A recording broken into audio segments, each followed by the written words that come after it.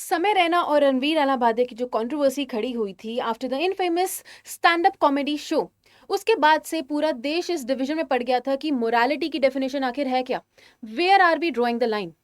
Hello everyone, this is me Ishita and I welcome you all to our channel study IQ judiciary. आज की class में हम इसी case से रिलेटेड बहुत ही लैंडमार्क जजमेंट डिस्कस करने वाले हैं। रिसेंटली सुप्रीम कोर्ट की जजमेंट आई है जिसका नेम है M S cure SMA foundation of India versus union of India and others.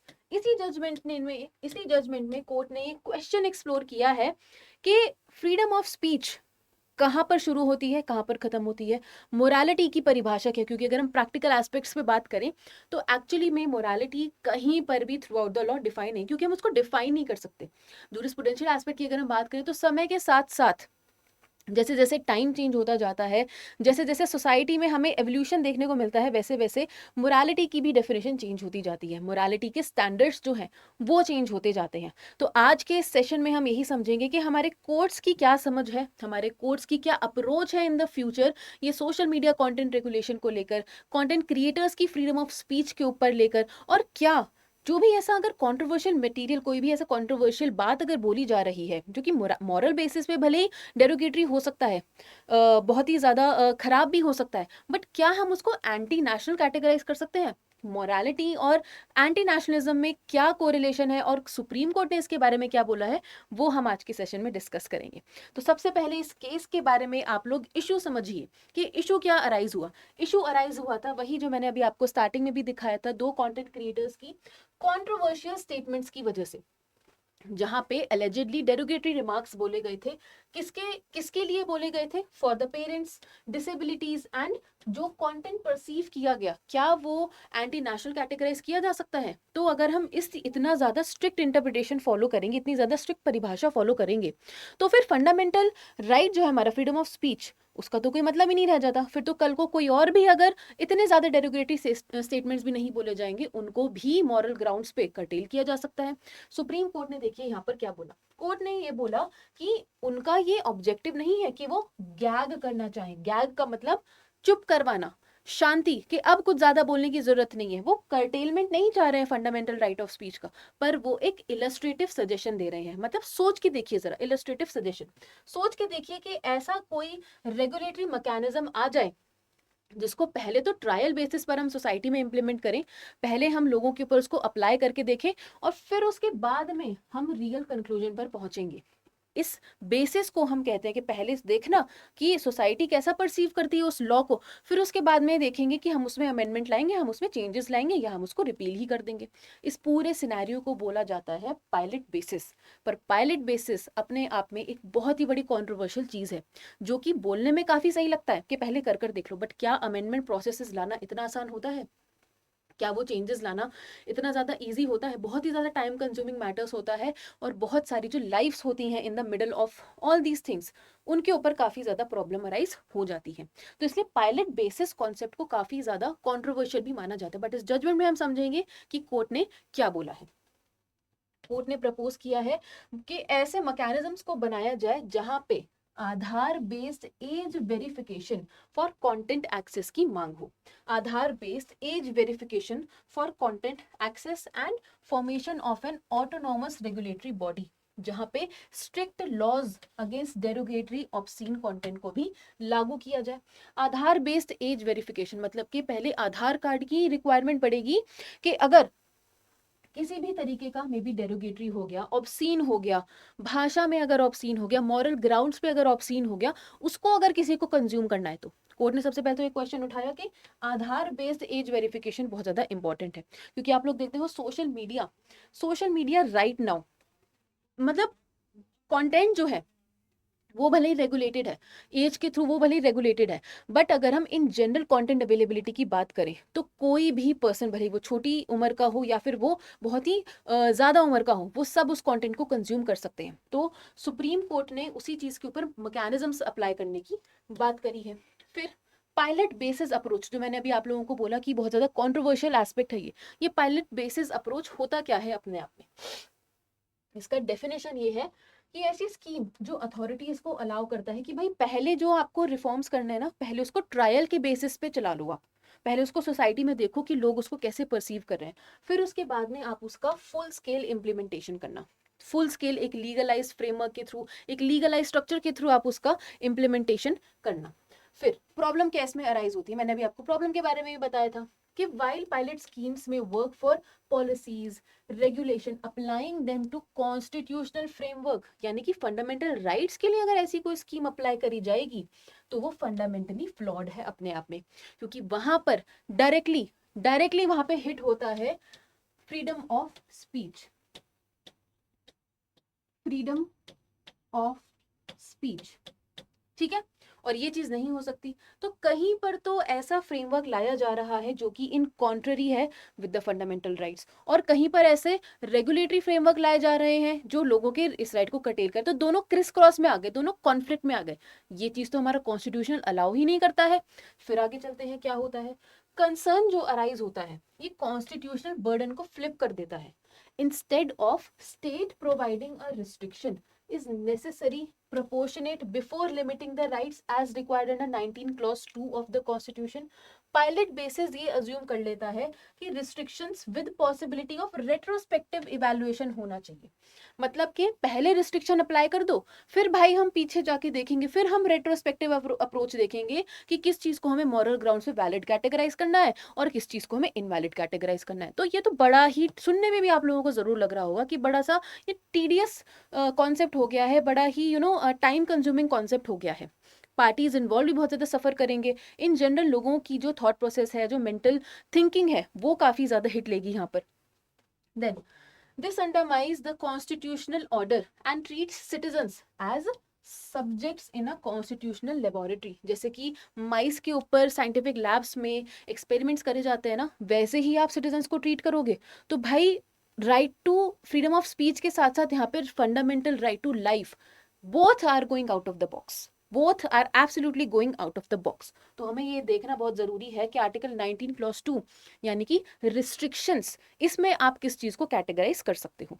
फिर देखते हैं आगे क्या हुआ, फिर देखते हैं आगे क्या हुआ। अब ये समझना जरूरी है कि जो पायलट बेस्ड रिस्ट्रिक्शन है ये कैसे काम करती है, ये रिस्ट्रिक्शन काम कैसे करती है। यानी कि the notion of monitoring, for example अभी हमने प्रीवियसली बात करी थी ना कि आधार के साथ भी लिंक किया जाएगा, तो monitoring Aadhaar link verification plus biometric tracking of online activity of people, ये तो बहुत ही ज्यादा राइट टू प्राइवेसी के वॉल्यूशन में जा रहा है भाई। can lead individuals to self censor avoiding certain opinions, avoiding certain opinions। तो इससे ना लोग अपने ज्यादा अपने आप ही ऑटोमेटिकली फियर में आके काफी सारी चीजों को अवॉइड करने लग जाएंगे, काफी सारी चीजों को अवॉइड करने लग जाएंगे, कंटेंट को कंज्यूम नहीं करेंगे और डिसेंट करेंगे to avoid scrutiny. Nobody will want कि उनके ऊपर अननेसेसरी अननेसेसरी टारगेट बनाया जा रहा है उनको, या फिर उनको उनके जो कंटेंट प्रेफरेंसेस है उसके ऊपर उनके लिए क्वेश्चंस उठाए जा रहे हैं, तो लोग अपने आप से ही अवॉइड करने लग जाएंगे और फ्रीडम ऑफ स्पीच अल्टीमेटली हमारी कंट्री में बहुत ज़्यादा रिस्ट्रिक्ट होकर रह जाएगा। अगर हम यहाँ पे कॉन्स्टिट्यूशनल जूरिस्प्रूडेंस की बात करें इंडिया में, तो आप लोगों को पता ही है लैंडमार्क जजमेंट आया था Shreya Singhal versus union of India, कुछ लोग Shreya Singhal versus union of India भी बोलते हैं, प्रोनाउंसिएशन कंप्लीटली आप लोगों के ऊपर है, और Anuradha Bhasin versus union of India. यहाँ पे क्लियरली रिकॉग्नाइज किया गया है कि किसी भी तरीके का वेग या फिर ओवरबोर्ड रेगुलेशन, मतलब अननेसेसरी रेगुलेट करना, जरूरत नहीं है रेगुलेशन लाने की, जरूरत नहीं है किसी भी तरीके के फ्रीडम ऑफ स्पीच के कर्टेलमेंट की, बट इतना भी ज्यादा करोगे ना अगर, तो लोग उस कॉन्सेप्ट से बहुत ज़्यादा हेट करने लग जाएंगे। लोग रेगुलेटरी अथॉरिटीज़ कंट्रोल मैकेनिज्म्स की इतनी ज़्यादा रिस्पेक्ट नहीं करेंगे।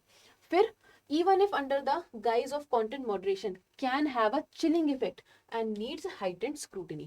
ये स्क्रूटनी लाना बहुत ज़्यादा ज़रूरी है, ये मोरालिटी की एक क्लियर कट परिभाषा होना बहुत ज़्यादा ज़रूरी है। बट अगर आप प्रैक्टिकल एस्पेक्ट्स पर देखो तो करंट टाइम में जैसे जैसे सोसाइटी चेंज होती जाती है, हम मोरालिटी की एक स्ट्रेट जैकेट भाषा, एक स्ट्रेट जैकेट परिभाषा नहीं ला सकते। This thing is very important to understand. ठीक है, इंडिया के बारे में हमने बात कर ली, केस लॉ के बारे में हमने डिस्कस कर लिया। अब यहाँ पे इंपॉर्टेंट हो जाता है कि वर्ल्ड सिनेरियो क्या है, पूरे ऑल ओवर द वर्ल्ड में बाकी कंट्रीज का इस मॉरल बेसिस पर कंटेंट मॉड्यूलेशन, कंटेंट रेगुलेशन के ऊपर क्या कहना है। तो सबसे पहले हम यहाँ पे, मैं इन चीज़ों को भी केस लॉ के थ्रू सपोर्ट करने वाली हूँ। तो सबसे पहले हम देखते हैं कि यूनाइटेड स्टेट्स में क्या सिचुएशन है।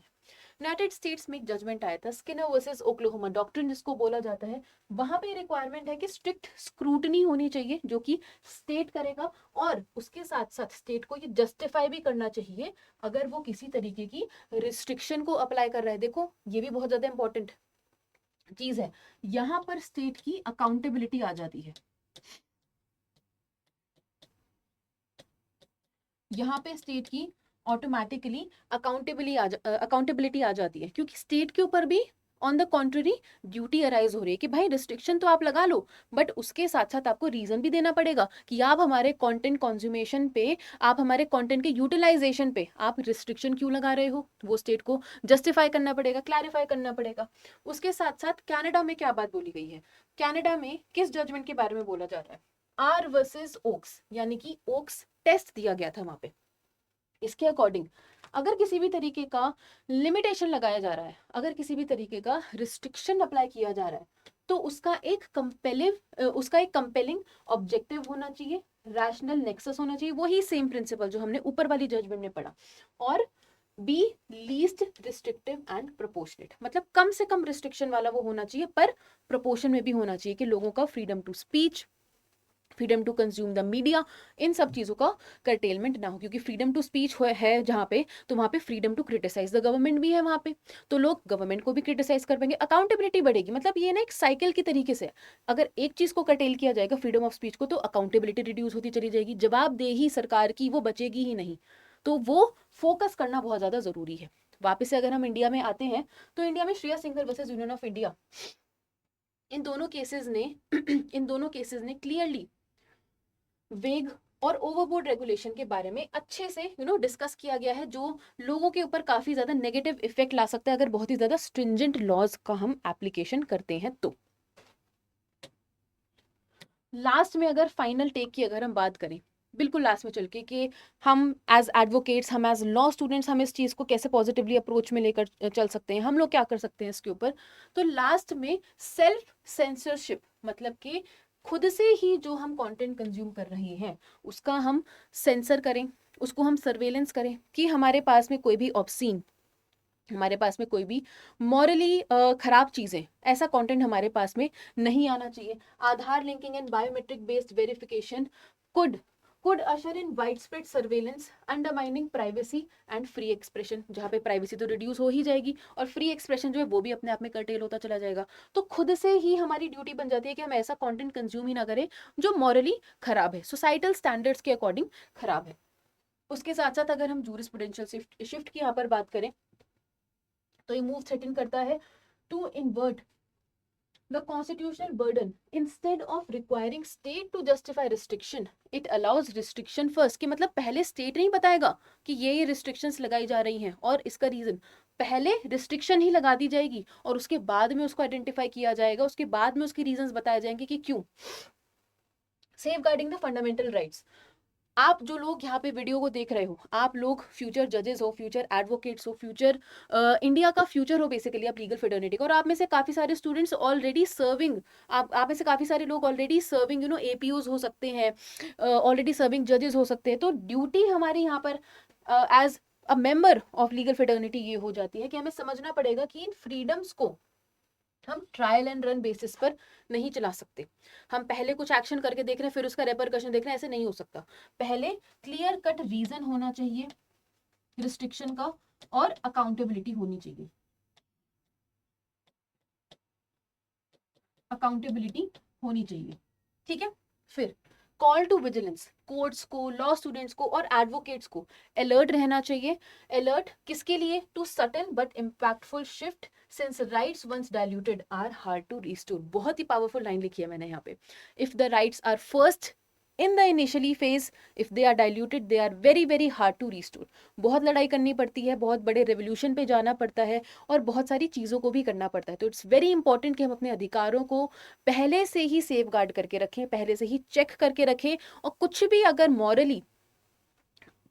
मॉरली क्वेश्चनेबल मटेरियल अगर ऑनलाइन सर्कुलेट कर रहा है, तो as a whole society it is our duty कि हम उसको कंप्लीटली डिसेंट करें। ओके, अगर सेशन पसंद आया है और अगर आपको क्लास की पीडीएफ चाहिए तो आप लोग मेरे ऑफिशियल टेलीग्राम चैनल पर जाके सेशन की पीडीएफ को एक्सेस कर सकते हो। इस क्यूआर कोड को भी स्कैन कर सकते हो, या फिर अगर स्कैन नहीं कर पा रहे हो तो बाय नेम भी आप सर्च कर सकते हो, ishita_study_iq। अगर आप हमारे किसी भी बैच में या फिर अगर आप हमारे किसी भी कोर्स में एनरोल होना चाहते हो तो आपको बस एक छोटी सी चीज करनी है। सेशन खत्म होते होते ही इस दिए गए नंबर पे अपना नेम, अपना फोन और अपना टारगेट एग्जाम, इन सभी 3 चीजों को जल्दी से व्हाट्सएप पर मैसेज कर दो, जिससे कि सारी की सारी डिटेल्स आपको फ्री ऑफ कॉस्ट प्रोवाइड कर दी जाए। अगर आपको मेरी फ्री गाइडेंस और पर्सनल मेंटोरशिप चाहिए तो आपको बस एक ही कोड यूज करना है, जो कि एक डिस्काउंट कोड भी है, दैट इज ishita_study_iq। वो तो खैर चलो मेरा टेलीग्राम चैनल का नेम है, बट मेरा जो कोड है दैट इज IR लाइव। याद रखिएगा इसको, और किसी भी बैच में एनरोल होने से पहले जरूर इसको यूज करिएगा। That was it for today's class. I hope आपको सेशन पसंद आया होगा. That was it. Thank you so much. Take care and bye bye, and I'll see you in the next one.